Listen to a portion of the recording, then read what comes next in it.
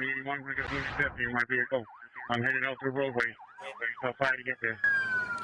That is the call officers in Pierce County heard yesterday when a SWAT team's attempt to arrest an assault suspect turned into a shootout, seriously injuring 2 of the deputies. What we've all been talking about is, unfortunately, we've gotten good at this, and that's a sad thing to say, that we've gotten good at taking care of officer deaths. This morning, the suspect is dead, and these 2 deputies are in serious and grave condition at St. Joseph's in Tacoma. And that's where Fox 13's Dan Griffin joining us now with the latest details, and I'm sure the reaction pouring in from all over the community. Dan, good morning. Hey, good morning to you. Yeah, you know, the police community has been hit so hard by this. Both of these deputies have a 28 years combined service here in Pierce County.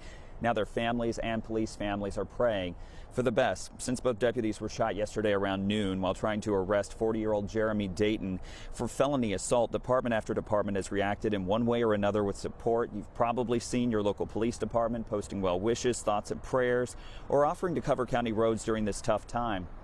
Governor Jay Inslee tweeted overnight that he wishes for a full recovery for both officers and sends thoughts to them and their families. Investigators say Dayton opened fire on 35-year-old Deputy Dom Collada and 45-year-old Sergeant Rich Scaniff, and Dayton was shot and killed. Collada and Scaniff were rushed to St. Joe's. Scaniff is expected to survive. Collada is gravely hurt. We found videos of both deputies doing a segment on the county's Facebook page, doing what they call story time with the sheriff. Cat in the Hat.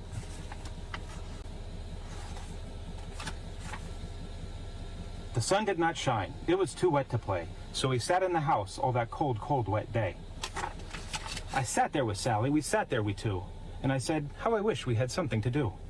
Hey, all you cool cats and kittens. I'm Deputy Claude of the Sheriff's Department, and I'm honored that you would join me tonight for this edition of Storytime with the Sheriff.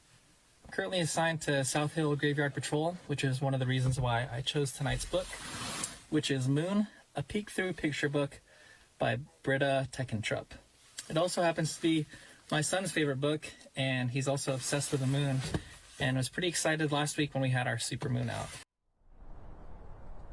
Now, the sheriff says the city of Tacoma and other agencies are working the county roads, and that is intentional.